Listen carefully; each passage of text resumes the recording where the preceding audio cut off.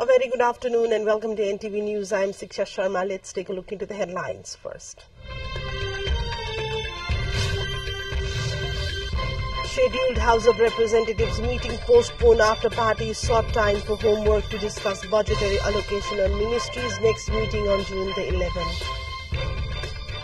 Prime Minister heading to New Delhi to take part in Indian Prime Minister's swearing-in ceremony, also to hold a meeting with his Indian counterpart in Delhi.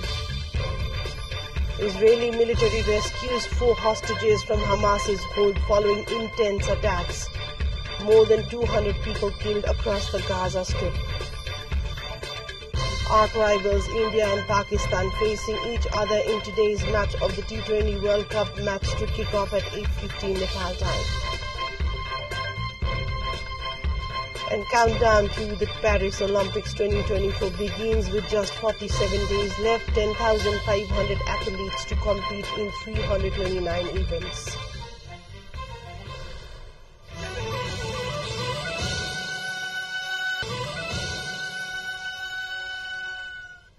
Welcome back to NTV News, taking a look into further updates. The meeting of the House of Representatives scheduled to be held today has been postponed. A meeting of chief whips of the major political parties held this morning at the official residence of Speaker Devraj Kimire decided to postpone the meeting for 2 days to study the budget book. Discussion on the appropriation bill was scheduled to start from today. It will now be held from on June the 11th. The meeting has been postponed as parties requested time for ministry-wise discussion under the appropriation bill. The Speaker's Secretariat has said Deputy Speaker Indira Rana, Nepali Congress Whip Sushila Thing, CPN EML Chief Whip Mahesh Bartola, CPN Mao Center Chief Whip Hitraj Pandey, Rashtriya Swatantra Party Chief Whip Santosh Pariyar, and Rashtriya Prajatantra Party Chief Whip Gyan Bahadur Shai was present in the meeting. Likewise, Chief Secretary Dr. Baikunta Aryal and General Secretary of Federal Parliament Padma Prasad Pandya attended the meeting. Prime Minister Pushpa Kamal Dahal is flying to New Delhi to attend the swearing-in ceremony of Indian Prime Minister Narendra Modi this afternoon. The Prime Minister is scheduled to fly to Delhi at 1:25 p.m. in the afternoon by the Nepal Airlines flight. Indian Prime Minister Modi is scheduled to take oath for the 3rd term in the evening today. Prime Minister Dahal will be accompanied by his daughter Ganga Dahal, Minister for Law, Justice and Parliamentary Affairs Padam Giri, Foreign Secretary Seva Lamsal and other high-ranking government employees. During the visit, Prime Minister Dahal is also scheduled to meet with Prime Minister Modi, according to the Nepali Embassy in New Delhi. Prime Minister Dahal is also scheduled to return home tomorrow. Prime Minister Dahal's last official visit to India was a year ago. Heads of state and governments from Sri Lanka, Bangladesh, Bhutan and Mauritius have also been invited by the Indian government to attend the swearing-in ceremony. Owing to high liquidity, commercial banks are having to deposit the capital at the Nepal Rashtra Bank at lower interest rates. The high liquidity has forced Nepal Rashtra Bank to repurchase almost 1.5 billion rupees deposit. As for the latest statistics of the central bank, investment in credit has risen by merely 4.6. Owing to this low investment in credit, deposits are remaining at the bank. This in turn has forced the commercial banks to deposit the capital at the central bank at around 3% interest rates. Despite this scenario, the commercial banks are availing clients 7% interest in their savings. Banking investment are near to nil owing to the prevalent recession. Currently, over 6 trillion rupees remains as deposit in the banks, which the government, with the investment in credit, is 5 trillion rupees. And let's take a look into a short break. More news follows up on the other side. Do stay with us.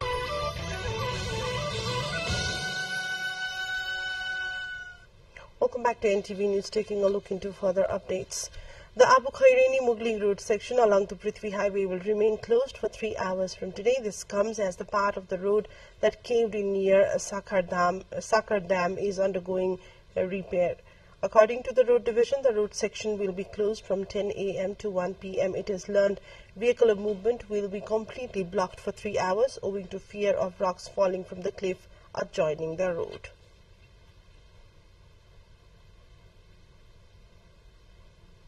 Taking you to Humla now, where the district headquarters of Humla Simcote is waiting for its link to the national road network. Although roads are constructed under the Karnali corridor and budget allocated to connect Simcote with the national network within the current fiscal year, the district headquarters is still isolated from the national roads in the absence of bridge over the Dozam Karnali River in Khapur Nathruli municipality. According to Bir Bahadur Nepali, planning chief of the Hilsa Simcote Road project, the construction of bridge fails to gain a pace, thereby delaying expansion of roads in the mountainous districts. Humla is the district in the highest altitude of the country, with its villages lying at about 3,000 to 5,000 meters above the sea level. While hardly a month is left for the current fiscal year to be over, the construction of the bridge does not show any sign of progress, lamented Nepal, ranting that dilly-dallying in the part of the construction company had impeded the project.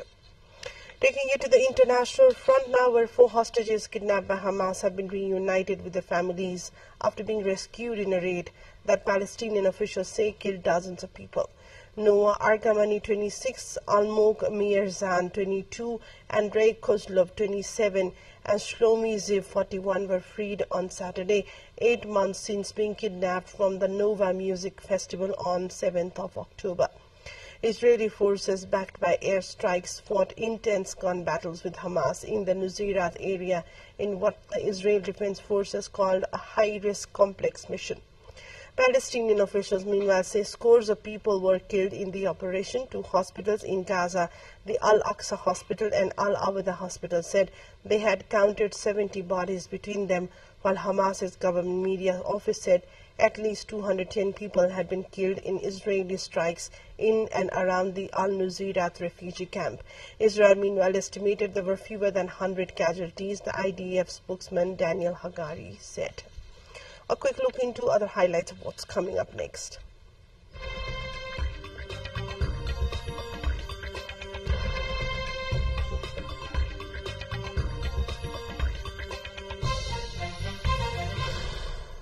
Europeans in 21 countries headed to the polls on Sunday on the biggest and final day of voting for the European Parliament. EU voters go to the polls with the bloc facing a number of challenges, including the ongoing war in Ukraine, global trade and industrial tensions, a climate emergency. Europe's main centre-right grouping is expected to come top across the EU when its first projections emerge later on Sunday. However, 3 parties on the far right all have their eye on winning the most seats nationally. US President Biden said France was America's first friend at its founding and it's one of the closest allies more than 2 centuries later, as he was honored with a state visit on Saturday by French President Emmanuel Macron, aimed at showing off the partnership on global security issues and easing past trade tensions. Biden and Macron attended ceremonies marking the 80th anniversary of the D-Day on Thursday and met separately the following day with the Ukrainian President Volodymyr Zelensky in Paris. The leaders both used those engagements to underscore the urgent need to support Kyiv's fight against Russia's invasion. But Macron and Biden have often chafed at the pace of support for Ukraine, especially as the United States, by far the largest contributor to Kyiv defense, was forced to pause aid shipments for months while congressional Republicans held up an assistance package. And let's take a look into other highlights of what's coming up next.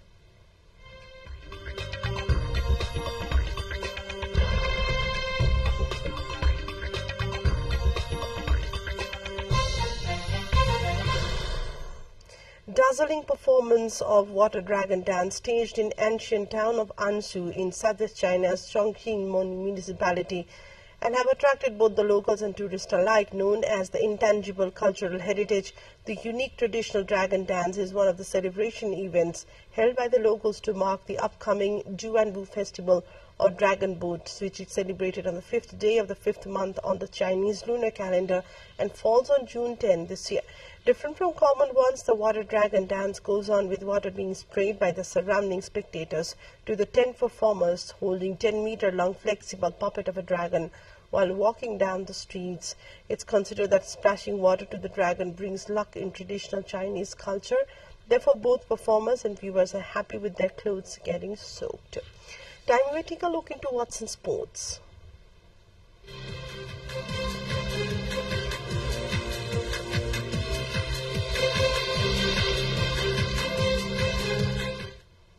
Cricket's fiercest rivals India and Pakistan will come face to face in a highly anticipated T20 World Cup 2024 match for the first time in the United States. India head into the Group A match on the back of a comfortable win over Ireland, while Pakistan are under pressure after suffering a shock defeat to co-host USA in the opener. Security arrangements in Long Island have been increased to an unprecedented level for a sports event. Multiple screening and events are planned across the world, and tickets are selling like hotcakes. The match which will start at 8:15 p.m. Nepal Standard Time, will be held at the Nassau County International Cricket Stadium in Long Island of New York. India and Pakistan have faced each other 12 times in the international format, the first being in the inaugural edition of the T20 World Cup in 2007, where the MS Dhoni-led side had won via ball-out. Overall, India scripted 8 wins against the arch rivals while losing on 3 occasions. Meanwhile, England's T20 World Cup defence is already in danger as it faced a 36-run defeat to Australia in Barbados. After a roaring start, their old rivals piled up 201-7 before England's batter fell away badly in their pursuit. Jos Buttler and Phil Salt reached 73-0 after Salt fell in the 7 of Australia's 13 sixes were hit in the opening stand, giving them the platform to post the highest score of the World Cup so far. England will now likely to have win the final 2 games against Oman and Namibia to have a chance of avoiding the embarrassment of failing to reach the Super 8 phase, and even that may only set up a scenario where they rely on the net run rate to pip Scotland. In the other match, West Indies thrashed newcomers Uganda by 134 runs in the T20 World Cup Group C match, with left-half spinner Akil Hussain returning a 5-wicket haul there. West Indies making use of the familiarity with the home conditions and vital contributions from the batters, especially Johnson Charles and Andre Russell not out, put up an impressive 173 for 5 on the board. Brian Mazaba was the most successful Ugandan bowler, taking 2 wickets for 31 runs. In reply, Uganda could only make 39 runs in 12 overs. This was West Indies' second successive win in the tournament. Taking you to other updates in the sports front, where for the Olympic Games in Paris 2024, the symbol of the Games, the 5 Olympic rings, is being hung on the Eiffel Tower, the symbol of Paris. The Summer Olympics are from 26 July to 11th of August, with 10,500 athletes competing in 329 events. The Paralympics run from 28 August to 8 of September, featuring 4,400 athletes in 549 events. There will be 206 countries represented at the Olympics and 184 at the Paralympics. And let's take a look into the headline as a reminder of the top stories.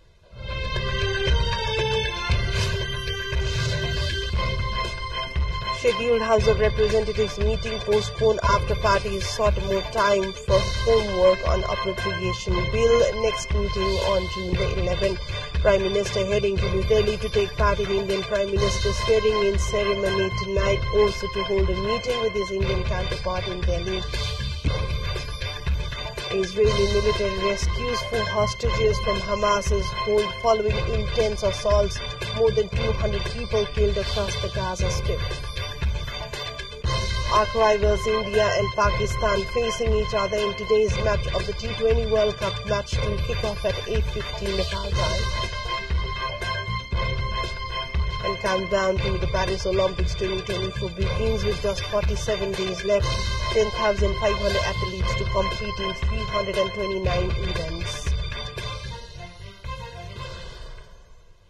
That's all for now. We'll be back with another news bulletin at 1 o'clock, and our next English news will bring you right at 6 in the evening. Keep watching Nepal television. Have a great day ahead, and namaste.